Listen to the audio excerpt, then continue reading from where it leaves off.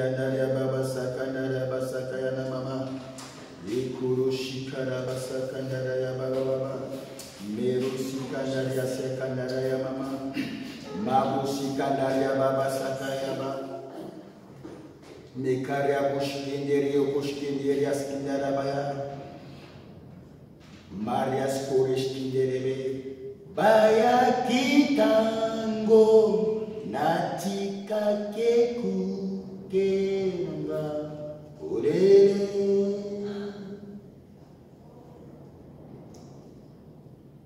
Basala kinyoso obakotisa omoi nanga na moliri. Kas molimo azongisi elikana motema loyembo ya sika mono kunanga yawe osa borena nakobangero kote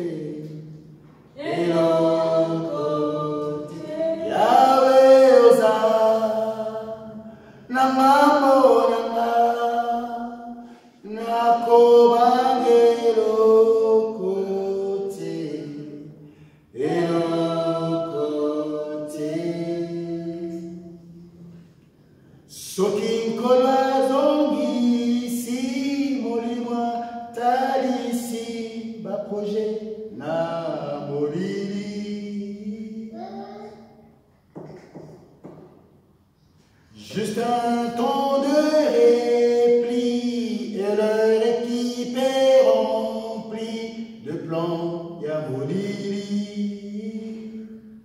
Baenaba stratégie à Sikae.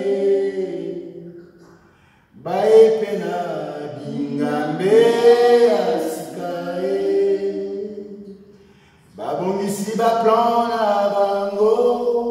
Balengeli makambo na ngoma na tatoli. Yawe oza nguba nako bangelo kote elokote.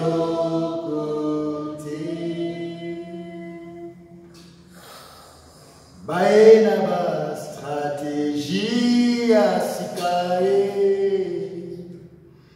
Baepena bingambe asikae.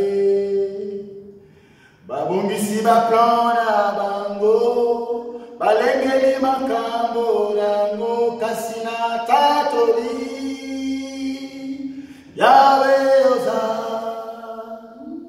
bole nako bangelo kote elokote.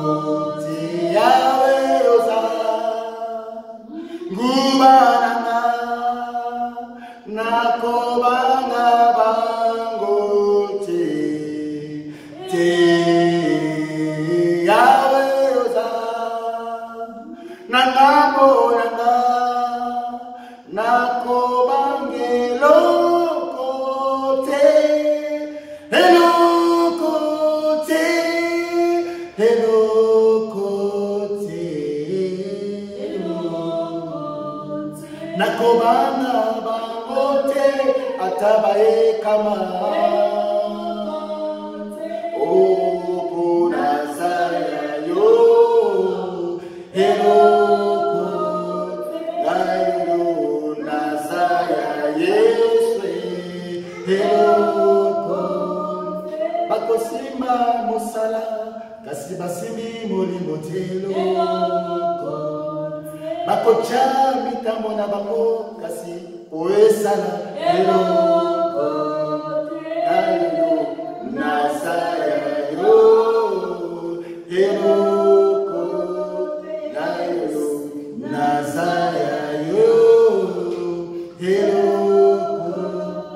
Bakosimba na musala kasi basimi molimote babuton na nzoto kasi Merci. Basimi molimote. Naina Zayayo.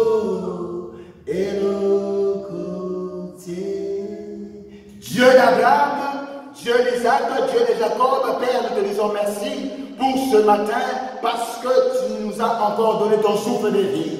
Éternellement, moi je me tiens comme ton serviteur. Oh Yahweh, pour transmettre ce que tu as arrêté dans ton conseil. Voilà pourquoi la faiblesse est aussi mon partage. Voilà pourquoi j'implore ta grâce ce matin. Ensemble, faisons ce travail. Travaillons ensemble, cher Saint-Esprit. Donne-moi une langue exercée pour soutenir ton peuple au moyen de la parole et que cette parole puisse rencontrer le point de besoin de ton peuple. Partout où on nous suit, en présentiel ou en distanciel, laisse que Seigneur, mon roi, que tu puisses captiver le cœur et l'esprit des bien-aimés qui nous suivent présentement dans le nom puissant de Jésus. J'implante ta gloire au milieu de nous. Règne en Seigneur du début jusqu'à la fin. Ainsi nous t'avons prié et nous disons gloire et louange à toi, Seigneur Jésus. Amen. Nous acclamons simplement pour la gloire de Dieu. Parce qu'il est béni, il est notre Seigneur, il est notre roi. Il est plus dans le tombeau, il est ressuscité. Nous célébrons toujours la Pâque en cette semaine festive. Alléluia. Merci Seigneur, Papa. Amen.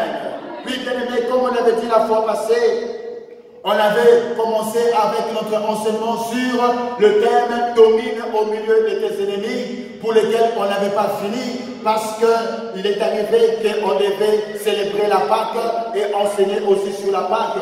Voilà pourquoi on avait dit les dimanches écoulés qu'on allait revenir sur cet enseignement pour le poursuivre. Alléluia.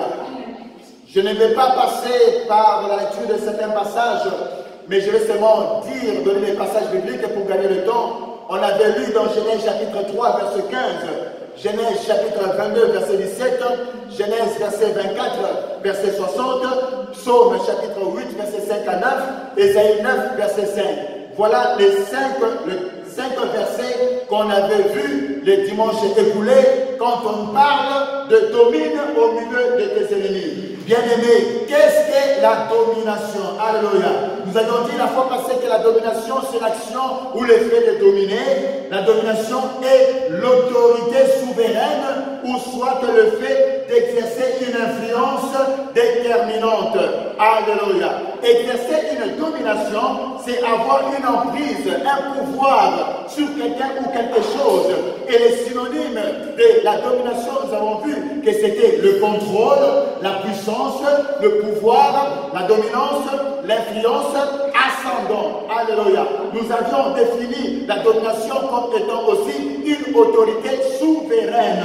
Or, l'autorité est le pouvoir d'influencer l'opinion d'une personne ou des personnes. Alléluia. L'autorité est le pouvoir d'influencer, de diriger le comportement ou une opinion ou encore une pensée. C'est ce qu'on avait dit la fois passée. Et on avait dit encore que l'autorité est le droit d'exercer le pouvoir ou de commander. L'autorité est la fonction qu'exige le droit d'influencer ou de commander. On avait dit encore que l'autorité est le pouvoir d'influencer l'opinion d'une ou de plusieurs personnes. En bref, l'autorité est le pouvoir d'exercer le commandement. C'est pourquoi Dieu est l'auteur de l'autorité, comme on avait dit la fois passée, et c'est encore lui qui en est l'auteur du concept de l'autorité. Alléluia. Et on avait dit encore que dans l'autorité, nous avons les positions d'autorité et de gouvernement au ciel et sur la terre furent créées par Dieu lui-même. Et on avait dit que c'est pourquoi nous devons respecter la fonction de l'autorité. Alléluia. Pourquoi? Dès lors qu'elle n'est pas impliquée à l'opposition à l'autorité de Dieu. C'est pourquoi nous devons respecter la fonction de l'autorité dès lors qu'elle n'est pas opposée à l'autorité de Dieu. C'est pourquoi toute autorité vient de Dieu, comme on l'a dit la fois passée. Mais ce que nous devons savoir, c'est que le diable n'a pas d'autorité, comme on l'a dit la fois passée, parce qu'il s'était opposé à l'autorité de Dieu. Alléluia. Tout chrétien, tout croyant, enfant de Dieu, né de nouveau, et rempli du Saint-Esprit, doit comprendre et connaître les notions de l'autorité. Alléluia. Parce que Dieu est l'auteur non seulement de l'autorité, mais c'est lui des différents niveaux d'autorité. C'est pourquoi Dieu avait établi à la création 3 grands principes, à savoir, comment il dit la fois passée, calmez les enfants, s'il vous plaît. Nous avons dit la fois passée que Dieu avait établi 3 grands principes à la création. Le principe de l'identité, parce que l'homme a été créé à l'image et selon la ressemblance de Dieu. Il est identifié à Dieu par ce principe. Et on avait vu le principe d'autorité.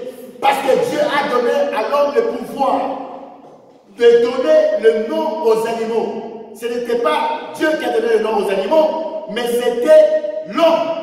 Pourquoi? Parce que Dieu a donné le pouvoir, l'autorité à l'homme pour être dans le jardin, garder le jardin et cultiver le jardin et donner le nom à tout animal et pouvoir aussi exercer la domination car Dieu avait dit à l'homme dominer sur les oiseaux du ciel, les poissons de la mer, les animaux de les champs. Alléluia. Et le troisième principe que Dieu avait énoncé à la création, nous avons dit que c'était le principe de la continuité. Et par principe de la continuité, nous avons vu que la race humaine devait se reproduire. Alléluia. Non seulement la race humaine et la race animale. Parce que tout cela se fait au moyen du système que Dieu a établi, c'est par les rapports sexuels. Dieu avait déjà créé, mais il a voulu maintenant qu'il y ait continuité. C'est ainsi qu'il y a eu une reproduction. Et pour les végétaux, ça s'est fait au travers de la sémence. Parce que lorsqu'on prend la sémence, c'est une graine qu'on place en terre et c'est quand elle meurt en terre qu'elle se reproduit. Voilà les 3 grands principes que l'on a vu la fois passée de ce que Dieu peut faire par rapport à ces 3 principes sur les principes qu'il a établis. Et on avait dit qu'il y a les 2 principes qui ont beaucoup plus souffert.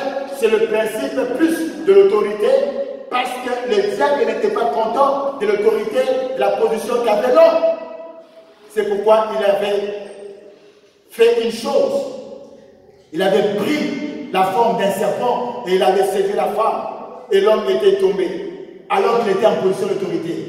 Alléluia. Je ne vais pas revenir sur ce que j'avais dit encore la fois passée, parce qu'on avait parlé de ça long en large.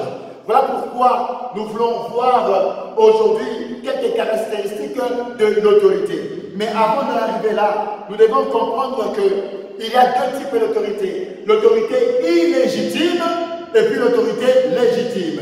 Qu'est-ce qu'une autorité illégitime? En réalité, une autorité illégitime ne peut exister parce que normalement, toute autorité vient de Dieu. Cependant, quelqu'un que Dieu a revêtu de l'autorité est aussi appelé autorité parce qu'elle exerce une domination, un pouvoir. D'où l'autorité illégitime est une personne qui n'a pas été investie de l'autorité de Dieu. Tandis que l'autorité légitime est une personne qui est nommée et déclarée par Dieu lui-même. Raison pour laquelle nous nous souviendrons de la question que les principaux sacrificateurs ont posée à Jésus-Christ pour savoir par quelle autorité il agissait ou par quel pouvoir il faisait les miracles. Jésus leur a aussi posé la question. Je vous poserai aussi une question. Le baptême des gens, provenait-il de Dieu ou des hommes? Ils connaissaient d'où venait le baptême des gens. Ils n'ont pas voulu répondre à cela. C'est pourquoi Jésus a dit, si vous ne me répondez pas, moi aussi je ne vous dirai pas d'où vient mon autorité. Alléluia. Et en nous référant dans le passage de Saint chapitre 5, 2 à 5, nous remarquons que l'autorité légitime est aussi une autorité qui a été appelée par Dieu et qui s'est aussi établie d'elle-même. C'est-à-dire une personne qui a l'autorité, elle ne force pas les choses. Parce que l'autorité s'établit d'elle-même. Parce qu'elle a reçu cette autorité venant de la part de Dieu. C'est pourquoi vous pouvez être appelé par Dieu, mais être établi plus tard. Tel est l'exemple de David, qui reçut l'onction de l'appel de la royauté. Mais il a été investi, établi plus tard par les anciens. Tandis que l'autorité illégitime fait plus de faveurs ou est dans le favoritisme ainsi que dans les compromis plutôt qu'obéir à la parole de Dieu. Et en tout cela, l'autorité illégitime ne reconnaît pas l'autorité qui se trouve dans une autre personne qui est aussi peut-être ministre de Dieu comme elle. L'autorité illégitime appelle l'autre serviteur de petit serviteur. Et n'a pas du tout de considération et du respect envers l'autre ministre de Dieu. Or, la grandeur des noms de Dieu n'est pas nivelée selon les hommes. La grandeur des noms de Dieu est nivelée par Dieu lui-même par rapport à la mission que Dieu a donnée à cet homme. Et si cet homme fait exactement ce que Dieu lui demande de faire. Alléluia. C'est pourquoi Jésus a dit que Jean était grand devant Dieu. Les autorités illégitimes sont terribles de la manipulation et sont dominées d'un esprit d'insécurité. Ils ne sont pas sûrs d'eux-mêmes. Le moindre mouvement au sein de leur communauté, ils aiment toujours contrôler. Ils ont l'esprit de contrôle. Alléluia. Dans les moindres mouvements des fidèles ou des autres ministres de Dieu, ils ont peur parce qu'ils ne sont pas sûrs de leur autorité. C'est pourquoi nous sommes appelés de croître dans l'autorité pour exercer le pouvoir que Dieu nous a confié en toute liberté, afin de dominer sur les situations difficiles, de dominer sur les situations compliquées. Alléluia. Car David a tout appris auprès de Saoul. Il n'était pas encore roi, mais il était dans la maison de Saoul. Il a vu comment Saoul se comportait. Voilà pourquoi il avait eu la maîtrise de la royauté. On va voir maintenant ce matin quelques principes de l'autorité légitime. Le premier principe, l'autorité légitime, elle est premièrement restauratrice et non démolitrice. Une personne qui a l'autorité de venant de Dieu, autorité légitime, elle est restauratrice et non démolitrice. Alléluia. C'est-à-dire qu'elle aide ceux qui sont tombés à se relever et les aide à se rétablir, à se réhabiliter. L'autorité légitime est une autorité qui pleure et qui a la peine pour les personnes tombées en vue de leur restauration et ne se moque pas d'elles. On peut voir ça dans Luc chapitre 9, 54 à 56, et puis Acte 8, 5, verset 5 à 13. L'autorité légitime, c'est identifier les gloires.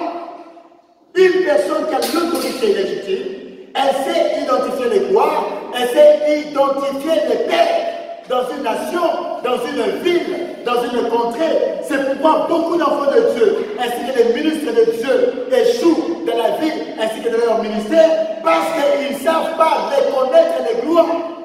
Ils ne savent pas reconnaître les pères. Ils ne savent pas reconnaître les aînés dans une ville, dans une nation, les anciens. Alléluia. C'est pourquoi on peut voir quelques exemples des personnes qui ont eu l'autorité légitime. L'exemple de David, c'est le respect de l'autorité qui a fait la grandeur de David. Parce que David, il avait respecté Saoul, alors que Saoul était rejeté par Dieu. Mais David n'a jamais porté sa main sur Saoul. Il considérait toujours Saoul le roi de l'Éternel. C'est ça qui a fait sa grandeur. Saoul était rejeté. Mais David respectait toujours Saoul. Il savait que le problème de Saoul, ce n'était pas contre lui, mais c'était un problème entre lui et son Dieu. À 2 reprises, il a eu l'occasion de tuer Saoul, mais il a dit, je ne porterai pas ma main sur le roi de l'Éternel. Il appelait toujours Saoul le roi de l'Éternel, parce que Saoul avait été roi. Mais il avait désobéi à Dieu et Dieu l'avait rejeté. Cela n'a pas fait en sorte que David puisse manquer du respect à Saoul. Voilà une autorité légitime. Parce que David connaissait le principe de l'onction. L'onction abandonne un homme de Dieu et jusqu'à sa mort. C'est pourquoi quand Saoul est mort, lui a cessé de le oindre. Et c'est pourquoi David a chanté pour Saoul et Jonathan. En chantant, ils étaient des héros, des hommes forts. Ne publiez pas qui sont tombés parmi nos ennemis. Or, c'est ce qu'on constate à l'église. Quand un homme de Dieu tombe, quand un de nous est blessé, on publie cela dans les réseaux sociaux, on publie cela. Mais David n'a pas fait cela. Il a dit ne publiez pas. Un héros, les héros sont tombés de la guerre. Pourquoi vous publiez? Mais Saoul voulait tuer David. Mais regardez le comportement de David. Il a compris qu'ils étaient dans une même équipe. Je ne peux pas publier sa mort pour que nos ennemis puissent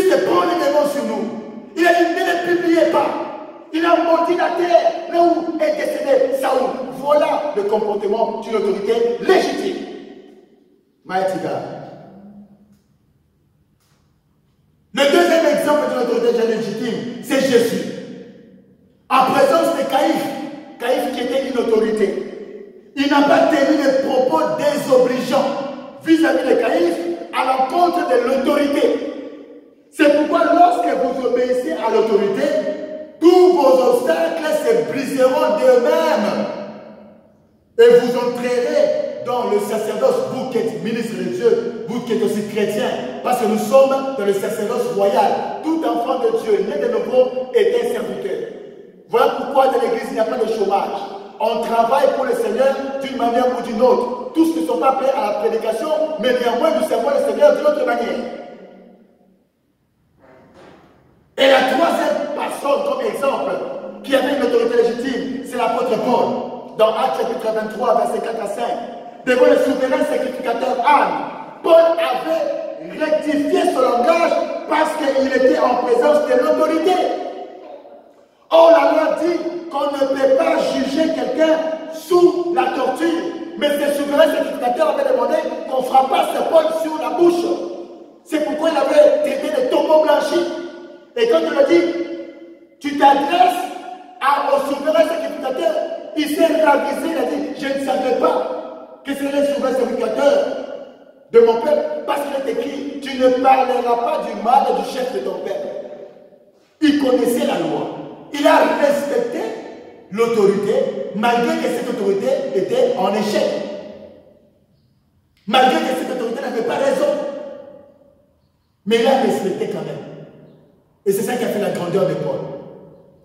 Ainsi, par ces trois exemples énumérés sur haut, nous avons remarqué que ces trois personnalités, à savoir David, Jésus, l'apôtre Paul, ont agi en fonction non de leur raison, mais par principe pour Dieu. C'est pourquoi ils sont reconnus grands et géants dans la spiritualité. Alléluia. Le point B que nous voulons voir ce matin, c'est l'importance de l'autorité ou l'exercice de la domination.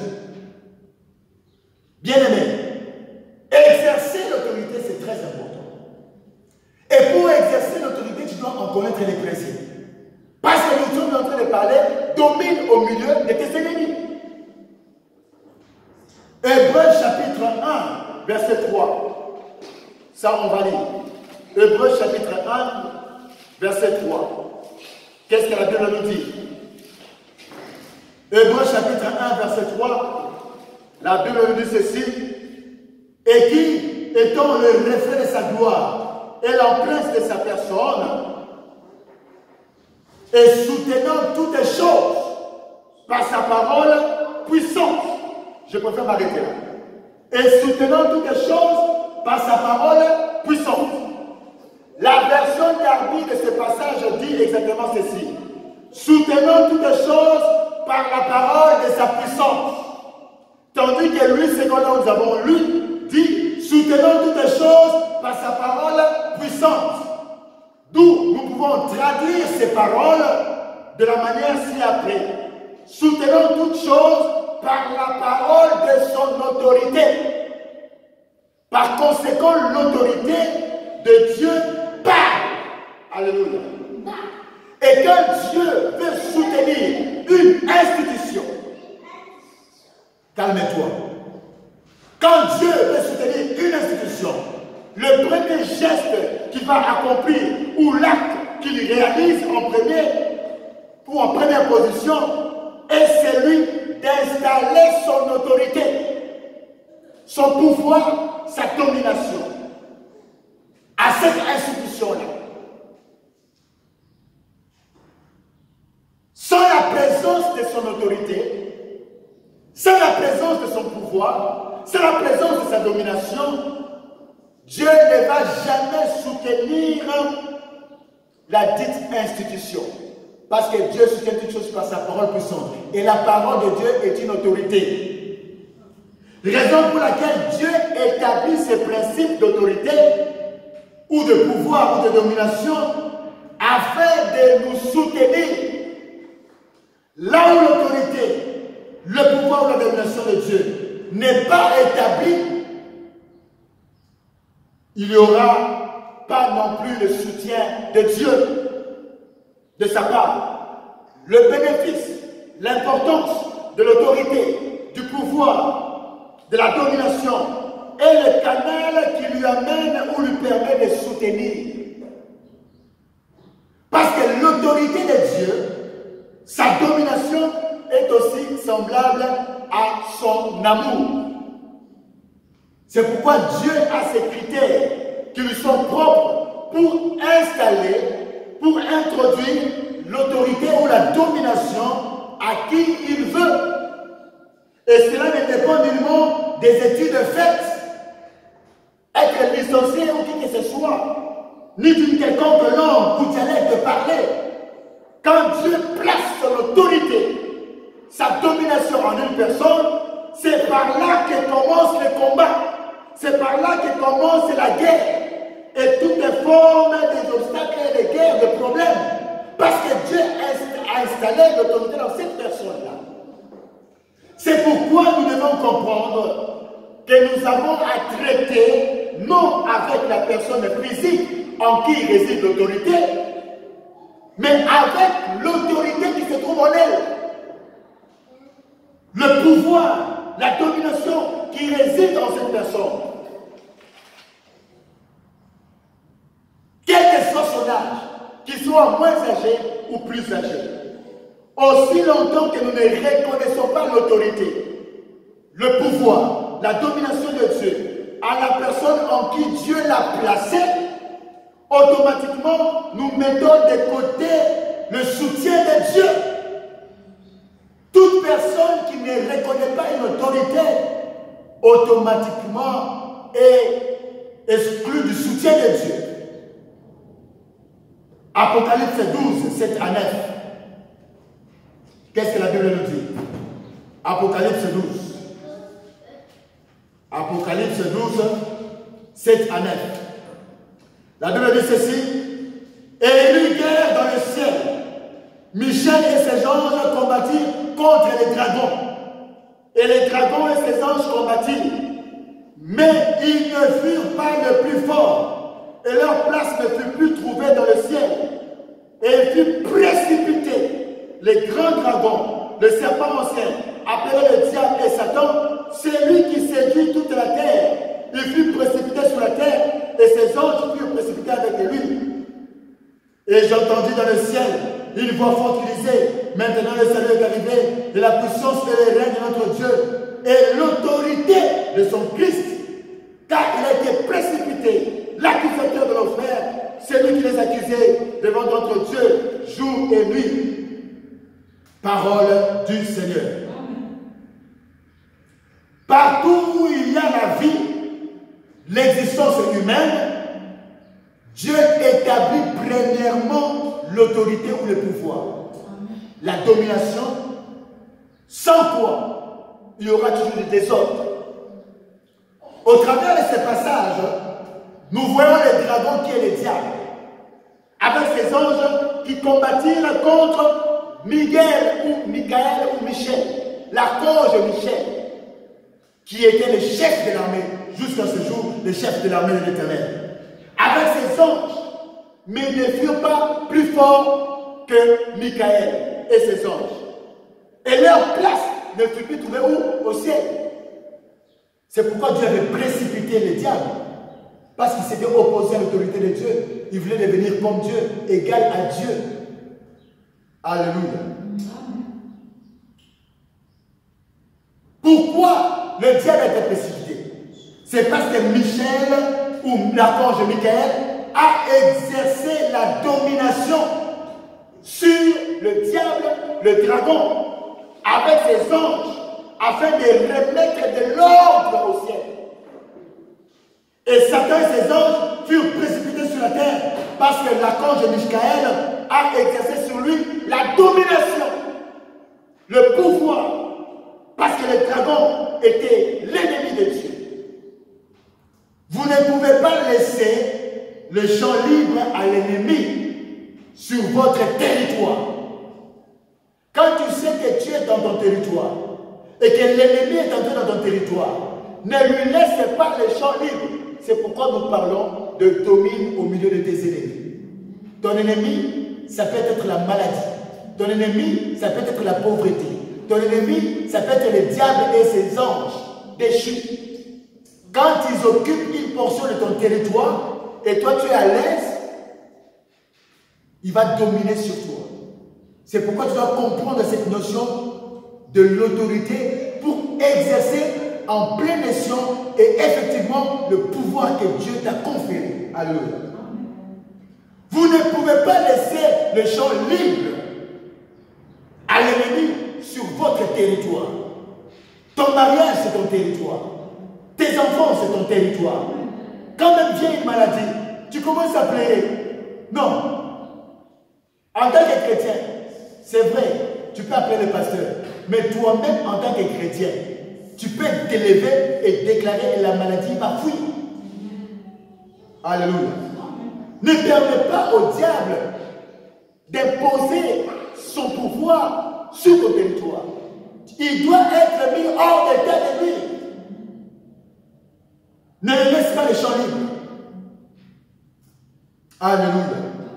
Mais vous devez exercer la domination sur lui pour l'affaiblir et imposer le respect pour vivre l'effectivité de votre victoire.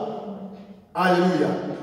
Et cette domination se fait au moyen de la prière, de la foi, de la déclaration, de la parole inspirée qui fait imposer le silence à l'ennemi, à la maladie, à la pauvreté, au diable, à ces démons qui sont nos ennemis. C'est pourquoi vous devez dominer au milieu de vos ennemis au nom de Jésus-Christ Nazareth.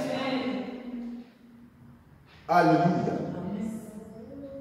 Pourquoi la domination de certains croyants n'est pas effective au milieu de leurs ennemis?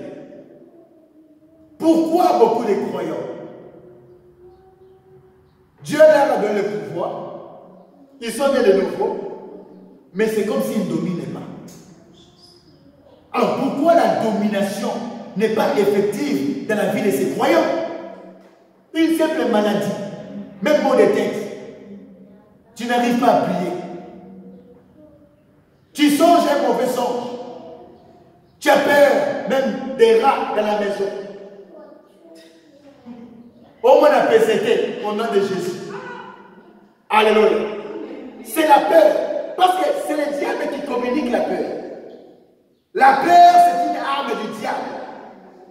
Bien aimé, je suis un témoignage d'un homme de Dieu. Il dormait, le diable est venu le visiter. Il a ouvert son drap, il a regardé, il a dit, je ne savais pas si c'était qui. Laisse-moi dormir. Il s'est recouvert. Mais s'il se mettait à trembler, le diable c'est un grimaceur. Il intimide les gens. Mais quand vous avez l'assurance en Jésus-Christ, il peut venir, il peut toucher votre vie. Quand vous n'avez pas peur de lui, mais vous avez confiance en Dieu, il fuira de lui-même. Alléluia. Pourquoi la domination des chrétiens, de certains croyants, n'est pas effective au milieu de leurs ennemis? Vous pouvez lire à la maison Ésaïe chapitre 63, verset 18 à 19, psaume 20, verset 2 à 3, psaume 68, verset 18b. Je n'ai pas le temps pour lire. Au travers de ces trois passages, si vous lisez même à la maison, nous remarquons un dénominateur commun, à savoir le mot sanctuaire.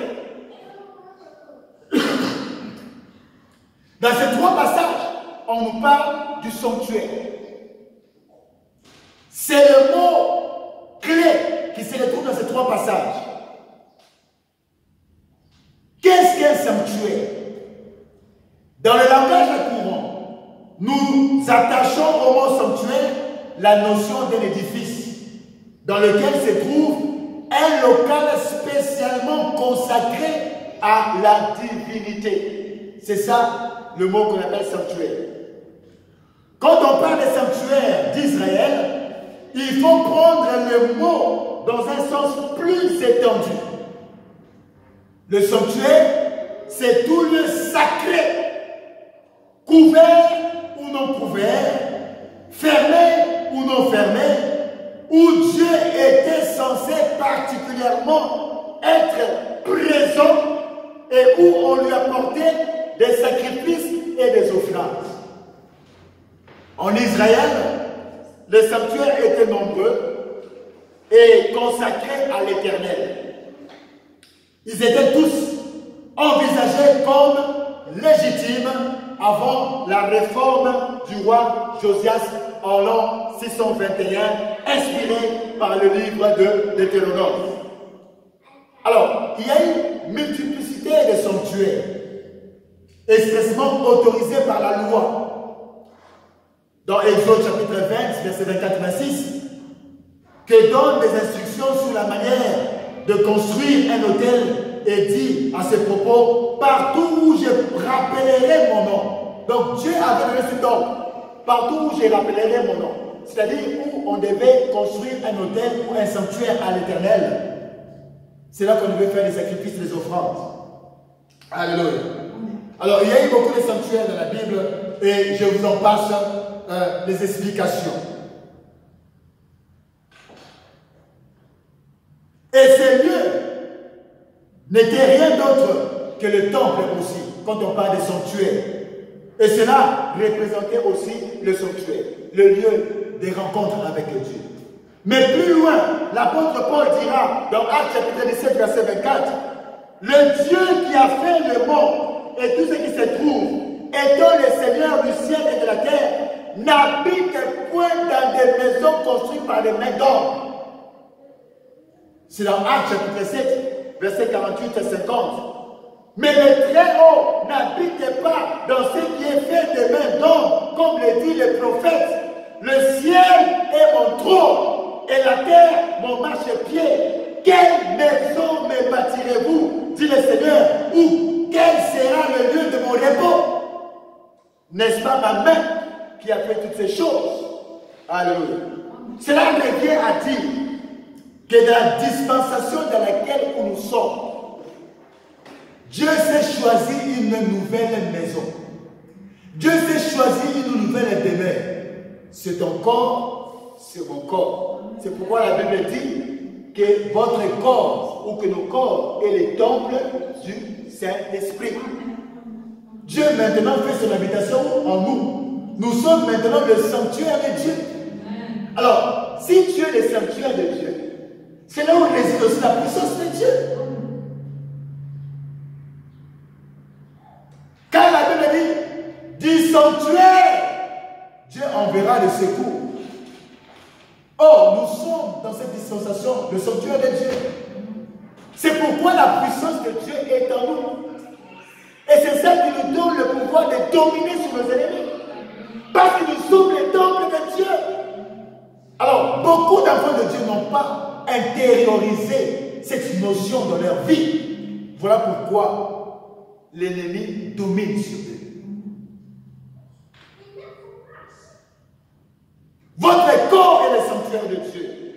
Votre corps est son lieu d'habitation en esprit, où l'on donne des sacrifices qui ne sont rien que ces corps que nous devons offrir à Dieu. Le sacrifice le plus excellent, c'est notre corps que nous donnons à Dieu.